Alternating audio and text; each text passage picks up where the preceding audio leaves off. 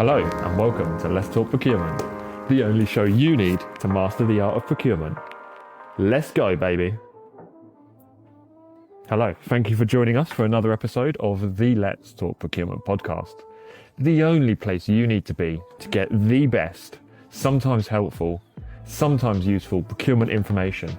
Everything you need to become king of this industry, or queen, or whatever else you identify as. So, with me, as always, but not for much longer, is the much beloved and benevolent Luke 10. Benevolent. If I had to guess what that word meant, I'd say kind and with positive intentions. That is what exactly you meant. Exactly what I meant. Right, okay. Well, I can, and I can be positive. I'm trying to keep my energy up for this one, but you know, as always, it's quite a boring topic. So we're here to freshen up a boring topic for your ear pleasure. Oh yeah. We've actually got some fan mail, haven't we? Oh, we do. Yes. Let's start with that. CEO of Segmentation is not announcing the segment, and that's what you can expect from us. If I can find the fan mail. We've got some fan mail, yeah. So just while Luke is pulling that one out, let's recap on how you can get in touch with us. You can email us on 2lukes1sip@gmail.com. That's the number 2 Lukes, the number 1 CIP@gmail.com. You can pop into our Instagram DMs, like that chap who asked if we could send him some money so we could buy a textbook. Did we do that? No, we offered him a beer mat. Yeah, that's pretty. Pretty valuable, though, isn't it? It is valuable, yeah. I only said we'll sign it. Yeah, we can. I think we can do. Are we at the stage yet where we can do signings? We've already. Well, I've already signed one beer mat, by request as well. So I'm kind of proud of that. What's the other thing you can contact us on? The text us button. Yeah. Right there in the description. You see it, you click it, drop us a message. And honestly, we get absolutely buzzing when we see a message come through. Even if it's hate mail, we love it. And what we will do is we will publish it regardless of how ruthless you are. So you will have your message featuring on our website. And our website is? Website is letstalkprocurement.co.uk. And it's .uk? Yeah. Because I'm a cheapskate. Yeah, no. You've achieved value in that purchase. Yeah, made a saving. Yeah. So as you say, we did get some fan mail, and I would say we will publish the fan mail, whatever you send in. So if you send in your full name, if you send in your phone number because you think we have sexy voices and you want us to ring you, to ring it, and you know, I was gonna say put you to sleep, but that sounds quite aggressive. Yeah. What's the word, like sing you to sleep? Yeah. Then we can also do that on request. So the fan mail that we received from unnamed is, hi guys, just wanted to say I really enjoy the podcast. It's a great listen, good laughs, and I've honestly learned a lot more than I expected. Love that, to be fair. I'm at the very start of getting into procurement and wanted to get your opinion. This is start of our Agni Luke arc, isn't it? Yes. I'm planning to start SIPS level 4 and study it full time. My background is an undergraduate degree in law, so I've picked up skills around contracts, analysis, negotiation and stakeholder management. From your experience, what tips would you recommend to someone just starting out, and what would you focus on early to actually get a foot in the door? Thanks again, really appreciate the content. There's quite a bit to unpack there, isn't there? I'll be honest. The individual said they learned something, so I'm proud of that. They learned more than they expected. Yeah. So zero expectations, and you might gain a nugget or two. So yeah, appreciate that. Obviously, thank you. Planning to start SIPS level 4 and study it full time. I'm going to be honest. You've got an undergraduate degree in law, which tells me you've got some skill sets and competencies, and actually one of the most challenging things that we see in the procurement world, in certain procurement jobs, because not every procurement job covers it, is the contract side of things. So actually, you've probably got skills in the tougher parts of some of the procurement roles that are out there. Agreed. Yeah, agreed. So to my mind, that actually puts you probably ahead of a lot of people that would be starting SIPs at the same journey or same level as you. I'm thinking as a hiring manager, if someone was going for a role as like a buyer or a category manager or something, and they had an undergraduate degree in law, I'd be really impressed straight away. 100%. And I think obviously you can then. I think it's sort of like the procurement skills kind of divided into like contracting, technical stuff, and other stuff like soft skills, negotiation, things like that. And I think, in my opinion, maybe because I'm naturally gifted at the soft skills, in my opinion, the technical contracting stuff is harder to do. Yes, I agree. So I definitely agree with that. I think, what this individual needs to do, I mean, you're right, you get a foot in the door and then you can go down into whatever kind of area of procurement that you like. And I think a lot of procurement jobs do have that law element, and often you're working with legal firms or you're working with your legal colleagues to try and sharpen your skills. And if you like law, then you can focus on that. Whereas if you prefer stakeholder management, analysis, looking at spend data, maybe running forecasts and things like that, then that's your other skills which you'll pick up through doing your SIPs and probably just starting out really. So yeah, if you could let us know your situation, I think that'll be helpful as well. I mean, if you've just graduated, there's definitely some graduate schemes in procurement that are out there, and they'll give you a good exposure to various sort of jobs within procurement. And yeah, I would say you don't need to rush your SIPs either. That'd probably be my other bit of advice. Yeah. I don't think you need to have the full SIPs. There's people out there that have got full careers in SIPs that haven't in procurement, that haven't actually done SIPs at all. So you've got a good, solid background to build a career in procurement. Get yourself, probably focus on getting a good opportunity at an employer. Yeah. So the end part of their message says, what tips would you recommend to someone just starting out, and what would you focus on early to actually get a foot in the door? I think, if I read that as like they haven't got a job yet, but they're trying to get an interview, or they've got an interview and they're wondering what to do, procurement cycle. Yeah. Think about that. Think about how you would, incorporate procurement related things into everyday life. Like, for example, my first interview I did for my apprenticeship, they're interviewing apprentices, people that don't really know a lot about procurement. Can do it. Aaron, you might have to cut that out. I don't know if it's come across. When I did my first procurement apprenticeship, I had to do an interview, and they asked in there, how would you, what things would you look at when you would be looking to like renew a phone contract? So then, because I'd done a bit of research before about what procurement was, I then knew roughly what they wanted to expect. I don't think I'd ever actually do the things that I suggested in real life, but again, at least you're kind of thinking about real life purchases and what you would do to make those more procurement-y. I'm going to make that a word. Yeah, no, absolutely. I think if you've got an interest in procurement, you probably at one point had an interest in your own spend, where you've looked at everything you're spending and how can you make some savings across your monthly outgoings or whatever as well, and try and relate to that.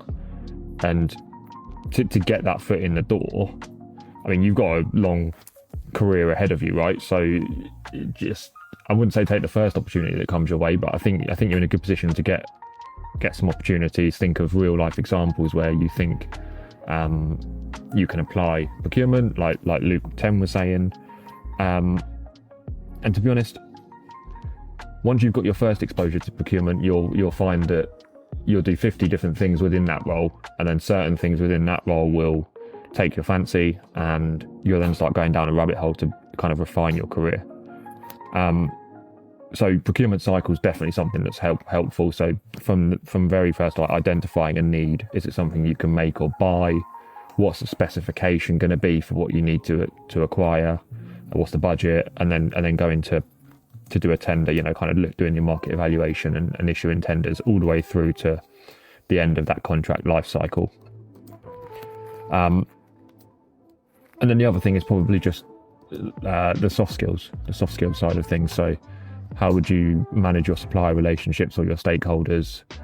And when people ask you about that, they're probably trying to suss out whether you realise that you can kind of categorise some of your stakeholders. You can look to prioritise the stakeholders that have a bigger importance or bigger impact on your projects, and then you'll probably spend more time with them doing reviews and more structured, whereas some of them you might keep arm's length and just do ad hoc communications with. So just little things like that. Yeah, agreed. I think the only other final bit of advice that I could offer is the people that you would be interviewing with, probably hopefully going to be other procurement people.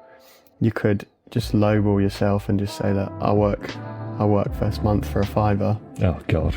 And give them a saving. I think great value saving. And then once you're embedded in the company, you can then demand extra wages. Yeah, you could do that.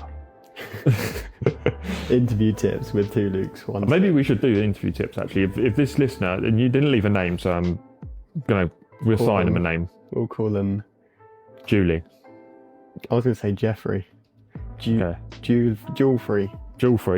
Yeah, look, thanks for getting in touch, Jewel-free. If you are going for interviews, or if you've got any questions that you want us to follow up on, let us know, because as I say, we're happy to go into more detail and kind of give you our experiences. We've both had different routes into procurement, and we've both got lots of colleagues and kind of contacts in procurement who have all got different experiences, and might add different backgrounds as well. Agreed. Yeah. So thanks to Jewel-free for getting in touch, and if you want to ask us any other questions, then get in touch via the text us function that slides straight into our DMs. That option's in the bottom of every episode. Or the other option is email 2lukes1sip@gmail.com. That's the number 2, Lukes plural, the number 1, CIP @gmail.com. It absolutely is. So while we jump into the next section, I just wanted to compliment you. I think you've got very nice glasses today. Okay, where's this going? The lenses are very clean. Yeah. And what's the name of the other part of the glasses? My face. The frames. The frames, yeah. How do you get the frames? How do you get the frames to work? See where I'm going with that? It's like a really terrible link into today's topic. Oh. Shocking, wasn't it? That was so bad I didn't even understand it. Yeah, we are talking about frameworks today. So I can hear some of the listeners asking. Well, first of all, I'm trying to hear above all the "we love you" shouting, the bras that are getting thrown, and all of that stuff. Yeah, all the screaming, high pitched screaming. But they're asking, what are frameworks? I could give an answer. That's a very good question. I asked AI, and what AI came up with was a procurement framework is a structured set of rules, processes, and guidance that organisations use to buy goods and services in a controlled, compliant, and efficient way. But what does that actually mean in real words? And I presume we're going to say frameworks is slang for framework agreements. Yes. Is that fair to say? Yeah. We should refer to it with its full legal title. Because anything structured is technically a framework. Yeah, that is true. You've got yourself dressed today. You're a framework of art. This is how it's going to be. It's going to be a bit like that, yeah. Where do you want to start on it then? What is it? So what I've said is as usual, just kind of a bit of corporate wording. What that actually means in terms of the way that I've seen them used before is either a company your company that you work for, that you're contracting on behalf of, or a different company like a consortium, or government. Is CCS a government agency? Yeah, Crown Commercial Services. Yeah. So that's the one that I would say I probably use the most frameworks, CCS frameworks. What they do is they will kind of set up frameworks for different things. Like, let's take digital services, for example. They will vet a load of suppliers, ask them a load of questions, and those, send that kind of list of approved suppliers, I suppose, out to companies, in CCS's case, government agencies. There might be a few exceptions on there as to like what companies can use it, but it's generally government agencies for CCS ones. And that is basically a pre-approved supplier list that those people can go on, and it makes the stage of getting from this is what I want to buy to this is what I've contracted for, in theory, a lot quicker, because that sort of pre-qualification assessment stuff is already done, right? Yeah. I mean, that sounds about right. I think the frameworks are, it's fair to say that you're doing it for more than a year. They're probably midterm. I'd say 4 or 5 years. Yeah. Feels about right. And often there's multiple, like you mentioned consortium, but there's often multiple kind of bodies or contracting agencies or individual companies that can utilize the framework. And you kind of, by using that framework, you should be able to see benefits from consolidated spend as well with the preferred suppliers that are on that list. Absolutely, yeah. And if you think about government procurement specifically, there are quite a lot of requirements for transparency, fairness. You've got to hit a load of points, and if you weren't to use a framework, you'd have to use what's called an open process. Well, I don't really know how specifically it's worded in the new regulations. We'll cover that in another episode. Definitely, yeah. But back in my day when I was in public sector, we were always recommended to use frameworks because of all that sort of transparency, openness, and just the assessment part of it, in terms of, is this company a reputable company to work with? Do they have good financial health? Those checks are sort of already done, at least partially anyway. And the other good thing about frameworks is, if you were to do an open process, in theory you could have hundreds, thousands of companies that would apply for this work. Whereas the frameworks are limited to whatever number that's set up by the company that organises the framework. So that makes sense. And I think what you were maybe going to touch upon is the auditability. I don't even know if that's a word, but we like making up words on this pod. In the competitive element of it has already been run to cover that framework for a number of years.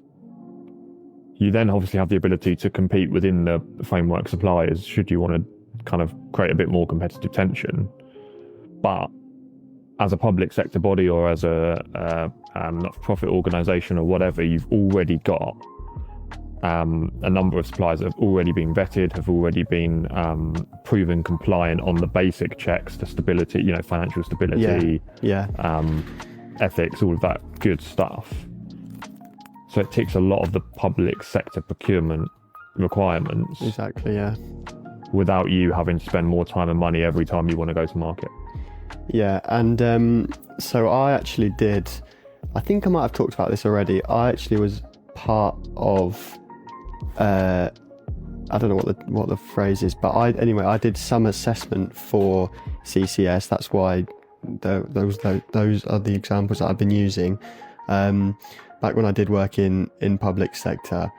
So they were looking for people to, in the way that attenders run, it was very similar to that. They were looking for experts to to assess the supplier's responses to each question. I can't remember how many there were. I could probably look it up, but it's quite a big CCS framework. And I had the social value question. Okay. So it was a question split into 3 parts. The suppliers had to answer it, and it was a pass or fail one, which I suppose made it a little bit easier because for the other questions, like the technical ones, for example, proving that the supplier has enough technical capability to be on the technical, I think it was like digital services framework or something like that. Obviously they had to assess that, and they had to score that as well for some of the questions. Yeah, that can be quite tough, can't it? So they all had to, let's say there was 3 or 5 evaluators, they had to agree on a specific score for each supplier. You know, one person might say, I think it's a 4, another person might say, I think it's a 5, I think it's a 3. Which is why the announcement's always delayed, isn't it? Yeah. They can never agree. Yeah, exactly. But so my question was pass or fail. But what it did mean, because it was a social value one, is that any supplier that we said, you failed this question, they weren't allowed on the framework at all. Oh, Jesus, no pressure then. Yeah, so it was, their business. well, I mean, yeah, well, yeah. I was going to defend it, but yeah. And yeah, so we were given, this was a couple of years ago now, so I'm trying to cast my mind back. We were given all the responses in like an online portal system and told to, you know, go away, put your initial thoughts in the system, don't ask anyone else, you know, don't let any bias come into the decision. And yeah, we had to say pass or fail for each of the 3 sections, and then a few weeks or months later, I can't remember the exact timeline, we came to a consensus meeting. So there was 3. I was one of 3 evaluators. There was like a chair of the meeting, a minute taker. I think there was probably another person from CCS just like overseeing or watching or something on hand when they needed to be. And you know, it was quite, I don't know if I should say interesting. It was good to kind of discuss it with the other people. And obviously at that point we've finalised our responses in the system. And then the discussion is captured from there.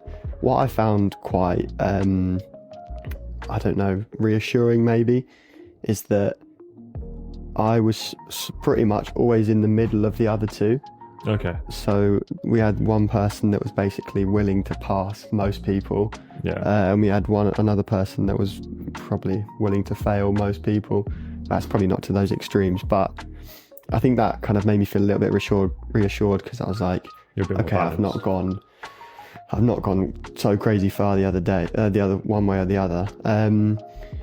And what I found interesting as well was, if I can remember what the question was, there was something about, like, it was about social value. One of the parts of the question was about how are you going to make sure your company has benefits to the local area of the contract that this contract's going to be performed in, basically.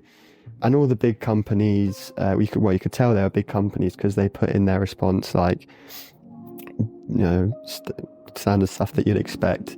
There was things around apprentices as well, and there's things about contributing to like local community projects. In the past, when we did this in this area, we contributed to their youth centre or something, whatever. But then there were genuinely a few suppliers that said really like weird responses, like really short ones, and you think, again, this is obviously pass or fail. This determines your, you know, you have to quite big for them. Yeah, it's like you have to pass this one. You know, if you get a low score on the other ones, it probably doesn't really matter as much. But there was a company I remember that said, oh yeah, when I go to clients' offices, I buy a sandwich in the local bakery. It's like, what? How does that contribute to the local economy? It's like, that's incredible. I like that. I assume it was a serious company actually put that forward in a tender response. Tender for a framework. Yeah, that's quite a big framework as well. But yeah, no, that was my kind of experience. I suppose that's balancing SMEs and not so SMEs, and how do you treat it differently? Because actually, a company with like 4 or 5 people might not have someone who's got the understanding of how to respond to these frameworks.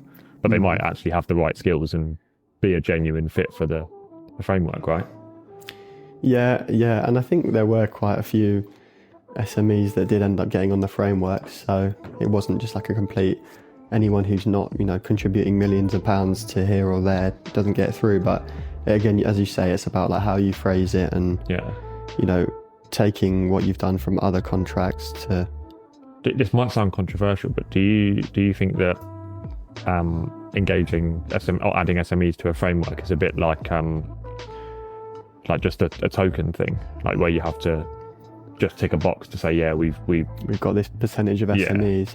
I don't know. I don't remember there being any pressure to like, oh, we should let this supplier pass because they're an SME.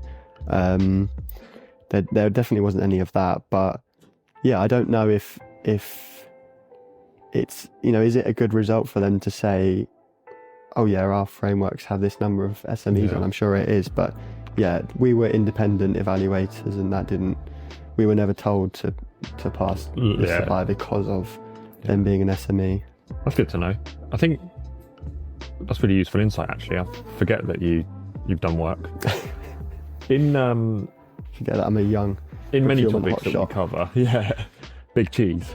Yeah. In many of the topics that we like to cover, like the cost benefits or the pros and cons. Do you want to delve into some advantages of a framework? Yeah, well, I guess we've touched I think just on a few already. So summarise or cover the drawbacks, whichever way you want to. Yeah. Obviously, big advantages for public sector in terms of time taken and still being compliant. It's pretty transparent as well, and I'd say it's a good way to make sure you reach the right companies, right? Because you might put an advert out there and it doesn't go to the right people, whereas this is specifically this framework's set up for digital consultancy or business analysts. I don't know, I'm just making ones up, but it's set up for that exact thing. So in theory, that there will be competent companies that you're going to invite. Drawbacks, just obviously there's time and admin cost to set it up, right? If you are going to be the ones that are doing that, you've got the kind of burden as well of maintaining that list. If something comes out about a supplier after the framework's been created, like, I don't know, they've worked with kids or they've gone bust or something, right, then you're going to have to update that. I think, and obviously you're committing for quite a long period of time, aren't you? So if you committed in 2018 to a framework and then the first year of your framework, COVID comes out, I said it like it's a song being released, but COVID drops and all of a sudden maybe some of your suppliers can't deliver, or you need to update your force majeure clauses, or you might be stuck on outdated terms or pricing. I would say the way I've seen frameworks used before is that there's not a commitment. Well, sometimes there is a commitment to respond to a certain percentage of the bids, isn't there? But I would say that's rare, maybe. So in theory, you could get a load of suppliers that think, oh yeah, this sounds great, me being on the framework for this. You get 10 suppliers on there, and then when you put a call off tender out on these frameworks, no one actually applies, or you get one. So there still is that risk doesn't go away. I think the other bit to touch on is the suppliers themselves, maybe. So obviously for a supplier that is successful in getting added to a framework, it's quite a bit of stability, isn't it? It's like you secured basically a position and a pipeline for the next 3, 4, 5 years, where you have potentially got just a pipeline of constant work for that duration, which is pretty good, right? Yeah, that is pretty good. Although, again, there's not normally a commitment. There's no commitment, but you're in and you're on it, and you've then got the opportunity to bid and be in the camp, basically. But I think the downside to that is the ones who miss out, or the ones who don't apply for it, or for whatever reason. And you could have a new company that stood up that's at the forefront of artificial intelligence or whatever, and then they're excluded from the framework, so nobody can actually engage them in a timely, approved fashion, right? How would you explain it in football terms? Like you're in the academy, Yeah. and you're just waiting for the ball to be crossed in so you can head it in the goal, but it might be a bad cross, or you might head it wrong. Yeah, there might be no crossing. Or there might be no crossing. Yeah, you might try and walk it in. Yeah, but it's better to be part of the club than not at all. Yeah, right? yeah.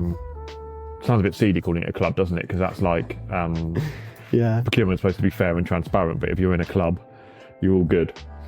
I don't know if this is a good topic to touch upon. I've heard about dynamic marketplaces. Okay, I've not, so educate, please.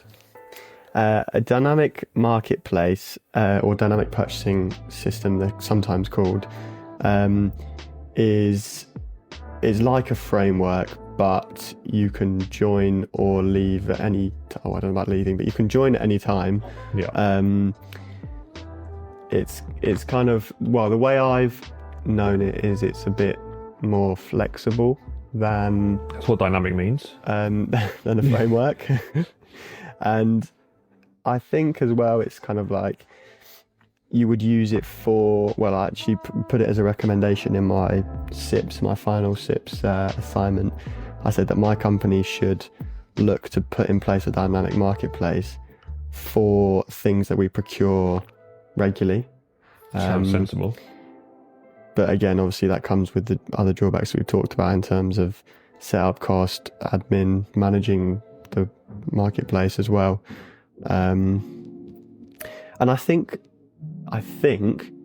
this could be wrong, so probably look it up before the episode comes out, but I think a dynamic marketplace is more for lower value items, and a framework is for like big significant contracts. Yeah. I mean, you wouldn't do a framework for low value stuff or low volume. You would, no, but you would still have, well, up to a certain value, you still have the competitive requirements. Of course, yeah, Public of course. sector. Yeah. So you need to do something, and whether that's like go out and get 3 quotes, then yeah.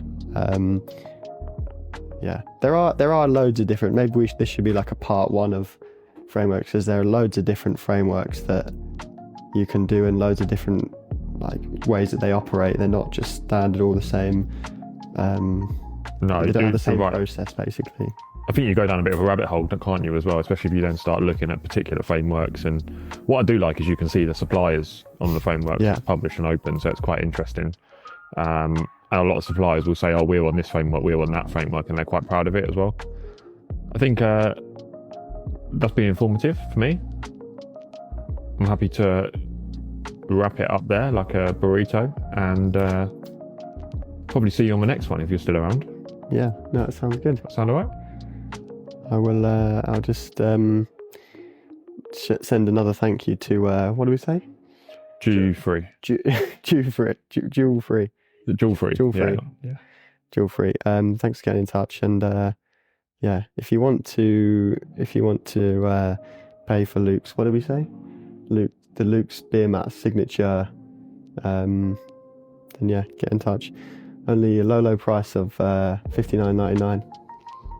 Non-negotiable. You can negotiate up. Oh yeah. But you can't negotiate down. We'll do a beer mat framework. Beer mat framework, but you can only negotiate up. Yeah. That sounds good. All right. See you later. See you later.